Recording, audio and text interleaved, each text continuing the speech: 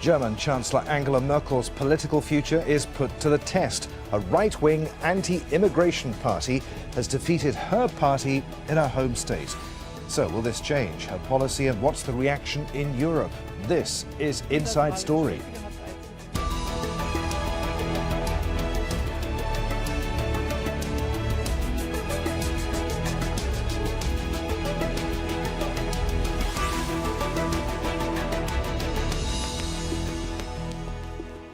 Hello and welcome to the programme in Doha. I'm Adrian Finnegan. Germany's right-wing AfD party is directly opposed to everything Chancellor Angela Merkel stands for. But it's won the vote in regional elections in her home state. Merkel's popularity is at a 5-year low. She's faced strong criticism for what's seen as her open-door refugee policy. Now, a year before national elections, voters have expressed their disapproval at the ballot box. Can Angela Merkel bounce back? We'll get to our guests in just a moment. But first, Al Jazeera's Dominic Kane sets up the story for us from Schwerin. A moment of triumph for the AfD. Once they struggled for electoral support here. But now, with an anti-refugee and anti-Islam platform, they're winning votes. Finally a real opposition again in Schwerin, and in a year's time hopefully in the Bundestag in Berlin. And maybe it is the beginning of the end of the chancellorship of Angela Merkel. The AfD's success has come at the expense of the main parties. Angela Merkel's Christian Democrats were beaten into third place. A humiliation for her in her home state, where the ruling coalition mirrors the national coalition. Her party's lead candidate here was clear what the main issue had been. The positive political developments that we have achieved here in the state didn't register in the slightest with the population. Instead, there was only one topic, and that topic was refugee policy, even though refugees don't play a real role here politically. Despite the AfD's success, there is no chance they will enter government because no other party will work with them. The Social Democrats won the most votes and so will continue to form the senior partner in a coalition which will most likely be with the CDU again. Winning seats here means that AfD now has a presence in 2/3 of all Germany's state parliaments and is becoming a force to be reckoned with. The question is whether results like these will change the federal government's policies. Dominic Kane, Al Jazeera, Schwerin.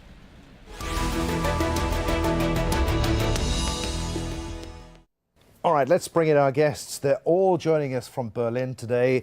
Torsten Benner is the director of the Global Public Policy Institute. Michael Stürmer is the chief correspondent for the German newspaper Die Welt. And Uli Bruckner is a lecturer at Stanford University and a specialist on European integration. Gentlemen, welcome to you all. Torsten, we'll start with you. There was no other way of looking at this result. It was a protest vote, wasn't it? Definitely. That's also what the polls indicate, that the majority of those who gave their vote to the AfD did so to show to the ruling parties in Berlin that they disagree with the way the country is governed, they disagree with the basic decision on refugee policy, they disagree with the role of Islam in German society, and that's why, and they have their fears on this, and that's why they gave their vote to the AfD, which had a remarkably easy time getting these almost 21% of the vote in Mecklenburg-Vorpommern. There was lots of disagreement within the AfD over the summer, lots of squabbling, but that didn't affect them the least. They just had to say, we're anti-establishment, we're anti-Islam, we're anti-foreigners, and they were able to gain 21% of the vote with that. So Torsten, there's no danger that this result would be repeated in a national election, is there? Oh yeah, there's a huge danger that it was a national vote. It was a regional vote, but it was voted on national issues. It will be repeated to a degree in 2 weeks' time in Berlin in the local or in the state elections. And we can be almost certain that the AfD, the right-wing populist party, will enter parliament in the federal elections next September. They're polling anywhere between 9 and 14% right now nationwide. 60% of those polled who say they vote for the AfD say they will do so with certainty in the next elections. That's the highest number among any parties, so you can be almost sure that they will enter parliament, that Germany will become a normal central northern European country. All our neighbors have a right-wing populist force in parliament. They've had that for a long time, and Germany is just normalizing because there was just political space right of the Christian Democratic Union. Michael, do you agree with what you heard there? Have voters lost faith in the CDU's policies? There is a lot of distrust and anger, pent-up anger over many months and years, in fact, and also a certain amount of arrogance on the part of the government. The formula "there is no alternative," which Margaret Thatcher used, not to her own benefit, is always too narrow. The Chancellor has, in fact, begun a U-turn, but she didn't communicate. One of her weaknesses, of a few weaknesses, she's a great lady, but one of her few weaknesses is a lack of empathy, a lack of communication. And for politicians in the time of democracy, this is a very serious defect. And it's somewhat ironic that the same woman who 2 years ago was labeled the most powerful woman in the world now is faced with a situation in which there is no happy exit. I'm not so sure that this is normality. It may well be a normality, but a normality which is very, very difficult to handle. Germany has a complicated political structure, not only because of federalism, 16 Länder, every 3 months another election, there's constant excitement in the air, and Germany has been for decades the pillar of stability in Europe, and the CDU has been the pillar of stability in Germany. And all this, in my opinion, is now in danger unless the Chancellor takes a curve and shows more understanding for the little guy. And the little guy has no other means than the elections to show his discontent, and that is the real meaning of yesterday's election in Mecklenburg-Vorpommern. Michael, her approval ratings are at a 5-year low, but they're still beating everybody else. There's no one to come close to Angela Merkel. But has she become, or is she becoming, an electoral liability for the CDU? Oh, she is. If you ask the people in the south, in Munich, in the CSU, the so-called sister party, of course she's a liability. And the leader of the Seehofer of the CSU has said so for a long time. It's being said in hushed terms, of course, but it's pretty obvious. And the Chancellor just a few days, more than a week, she gave her summer interview, and she showed no sign of changing course. So, but if she would probably console many of the members of parliament of her own party who are now very, very worried, but don't come out in public because that's dangerous for their job security. But the whole situation is dangerous for their job security.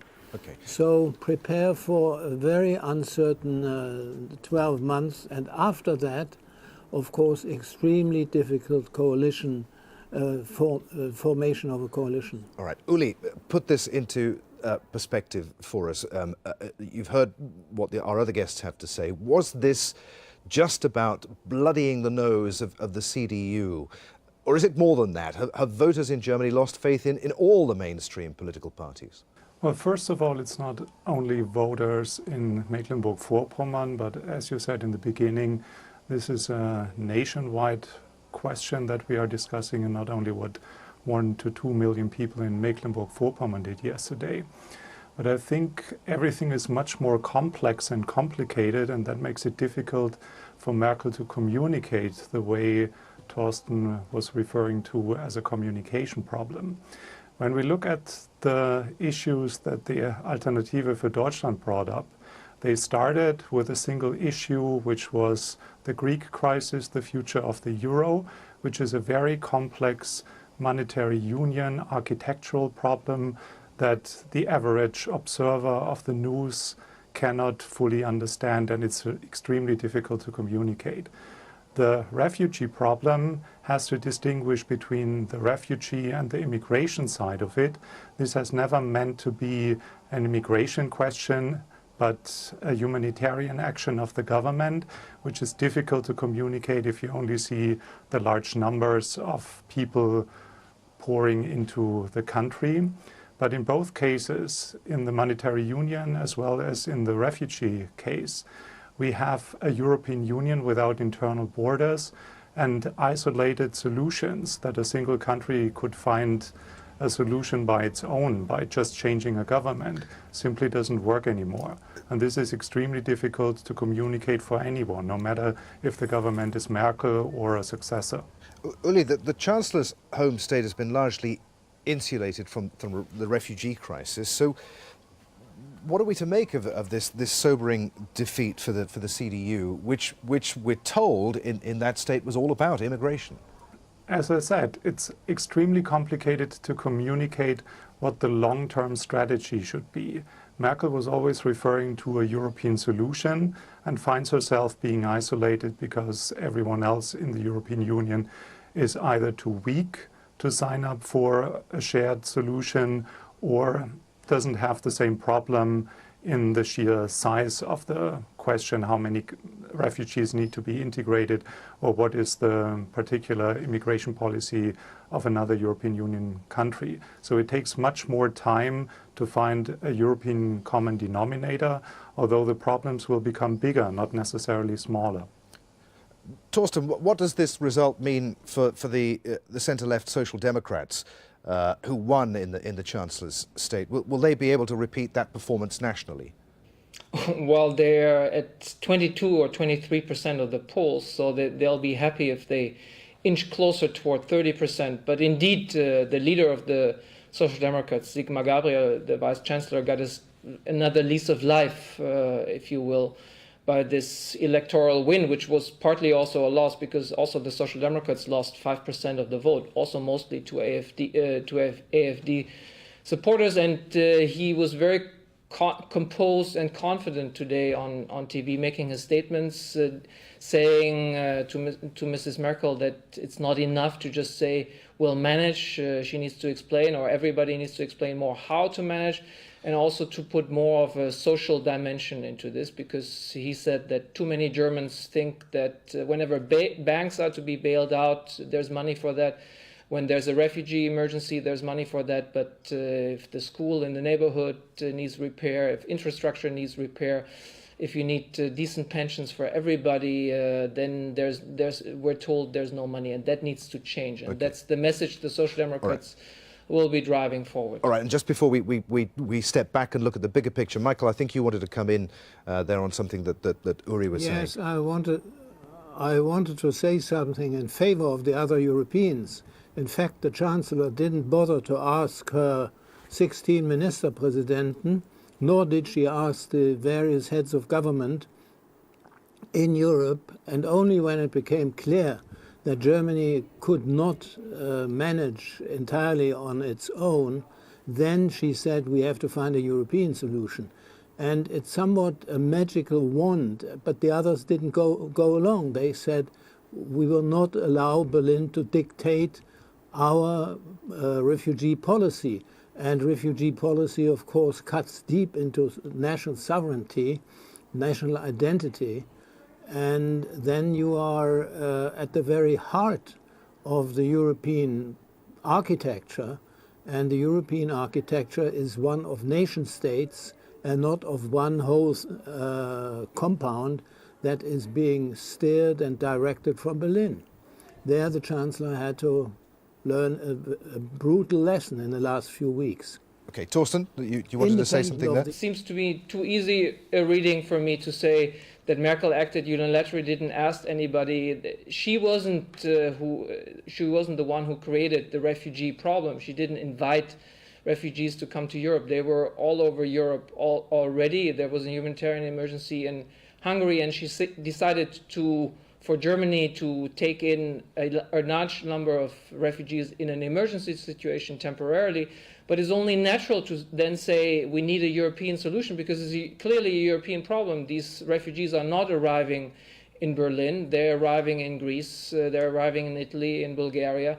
So we need a European solution to that problem. So I don't necessarily see much of a diktat on that. It was maybe not communicated as well as good as possible, but for the rest, I think it was inevitable to call for a European solution, because it's clearly a European problem. Well, let's look at the wider European picture. The Alternative for Germany, or AfD's rise in Germany, mirrors similar right-wing groups gaining popularity across the continent. The National Front in France, like the AfD, is anti-immigration. Its followers are also calling for lower taxes and less business regulation.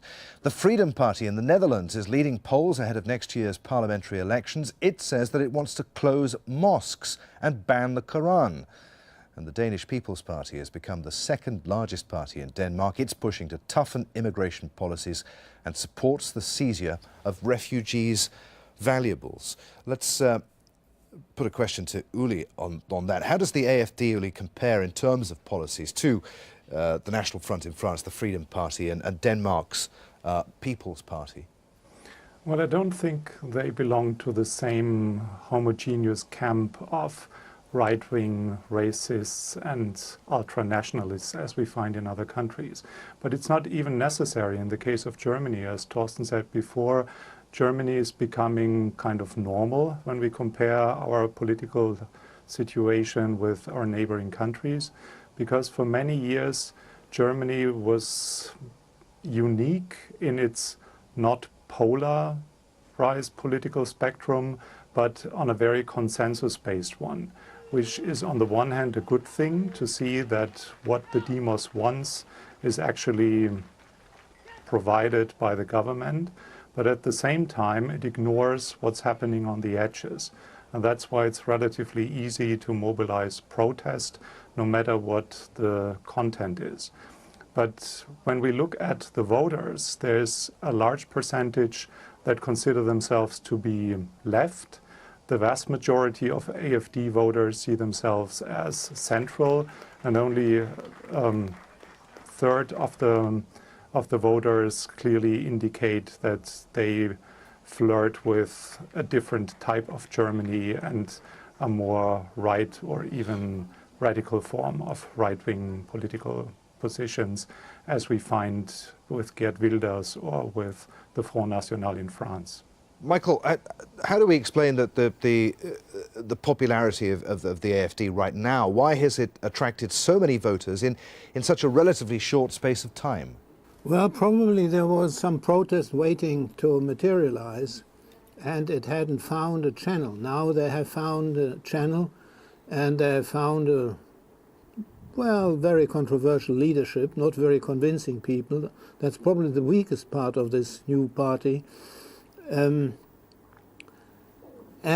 they have found a government which refused to respond to very serious and in many cases justified concerns. It was an open secret for the last 2 years in Berlin that the German FBI, the Bundespolizei, had warned politicians and the government, especially the Interior Ministry, about what was going to come. And they said very precisely in 2015 we'll have 1 million refugees. Now, instead of preparing computers, centers, entry centers, all these necessary things, nothing was done, and we waited. Instead, and that's even worse, the Europeans, including Germany, cut short the funds for the refugee camps in Jordania, in Jordan and in the Lebanon. And that really set off the wave of immigration. So it didn't come from a kind of out of nowhere. It was a crisis which built up, and every warning was given to the birds. including from very high places in the intelligence services and in the Bundespolizei. So the management of this crisis has been found wanting in a very serious way. And that is part of the that of course triggered lots of protests because people don't trust the government to find good solutions. Torsten, how do we explain the shift to the extreme right, or the apparent extreme right of the AfD? It wasn't founded as an anti-immigration, anti-Islam party, was it? It has definitely shifted to the right since its inception. No, it was founded. It was founded as an anti-Euro party. The first head was an economics professor, and he was very much worried about the trouble with selling out the German D-Mark to the euro and the problems with that project. And it wasn't very successful in the end. In the last federal elections, despite having 2-3 years of euro crisis ahead of it, the AfD didn't enter parliament. It just scored 4.7% of the vote. Then they realized, or a wing of the party realized, it's much more successful if you're the anti-Islam, anti-foreigner party in Germany, because you tap into widespread fear, partly resentment in the population of the changes that are going on with the increasingly public role of Islam in Germany and Europe writ large. Then came the refugee crisis, which of course fueled these concerns and these fears. And the AfD precisely saw there's an opening, and and I don't think, unlike Uli Brückner, who said that they're somehow more respectable and less right-wing, I think they're exactly like the Front National in France and all their other kind of European right-wing, anti-foreigner, anti-Islam counterparts. That's what makes them successful. And the only difference right now between the Front National and the AfD is that the AfD hasn't yet adopted a kind of pseudo-left-wing nationalist economic agenda. They have yet to do that. Torsten, we're rapidly running. The left party is already worried about this. We're rapidly running out of time. I just want to ask you very briefly, Torsten, to what extent is this issue of immigration more of an issue in the east of the country? Would the AfD strike a chord, do you think, as it has done at the weekend, with voters in the west of the country? Oh, they have been very successful in the West. 15% in Baden-Württemberg, in the heartland of Mercedes and so on. So they're also successful in the West. People in the West are also worried. They're a little bit less likely to vote for a protest party in the West because party allegiances run a little more deep because of certain historical phenomena, but for the rest, the AfD is a nationwide phenomenon and bound to enter parliament. All right. As I said, we're almost out of time. But Uli, I just want to get your thoughts on the performance of the parties on the left, the poor showing in this election of the parties on the left. They're the traditional beneficiaries of a protest vote. Why didn't they get it this time? First of all, they are part of the so-called Grand Coalition, the SPD, and that is always the weakest position you can have to neither benefit from the positive things the government does, nor can you benefit from organizing protests, what you can do if you are an opposition party. But I think in general, there is still a fear in the country that does not have much to do with facts.